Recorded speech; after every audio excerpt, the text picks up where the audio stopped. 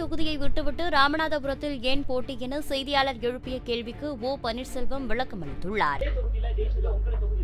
தொகுதி மாறி ராமநாதபுரத்துல மிகவும் அதிகமா சிறுபான்மை மக்கள் அதிகமா இருக்கக்கூடிய பகுதியில பாஜகவுடைய தொகுதியில் நிற்பதற்கான காரணம் ஏன்னா தேனியில உங்க சொந்த மாவட்டம், சொந்த தொகுதி, அங்க விட்டு ராமநாதபுரம் மாறுறதுக்கு எங்களை பொறுத்தவரையில் 234 சட்டமன்ற தொகுதிகளிலும் 39 நாடாளுமன்ற தொகுதி எந்த தொகுதியிலும் இருக்கும் என்றால் எங்களுக்கு வெற்றி வாய்ப்பு பிரகாசமாக இருக்கிற நம்பிக்கை எங்களுக்கு இருக்கிறது.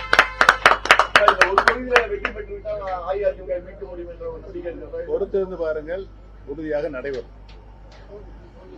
ஏனென்று சொன்னால் இன்றைக்கு தொண்டர்களின் உரிமையை காக்கின்ற பொறுப்பு தான் இன்றைக்கு எங்களுடைய அந்த இலக்காக இருக்கிறது. எங்களுடைய தர்மத்துக்கு பல்வேறு பிரச்சனைகள் நீங்கள் பார்த்திருப்பீர்கள். புரட்சித் தலைவர் எம்ஜிஆர், புரட்சித் தலைவர் மாண்புமிகு அம்மார் இந்த இயக்கத்தை எப்படி வழிநடத்தினார் என்பதையும், யார் பொறுப்பேற்றுக் கொண்டதற்கு பின்னால் இந்த இயக்கம் என்ன பாடுபட்டுக் கொண்டிருக்கிறது என்பதையும் எல்லா அரசியல் கட்சி தலைவர்களும் நம்முடைய அனைத்து இந்திய அண்ணா அறமுறை தலைமைகளுக்கு வருவாக அம்மாவுடைய வீட்டுக்கு வந்து பார்த்து கூட்டணியில் சேர்வதற்கு விருப்பம் தெரிவிப்பார்கள்.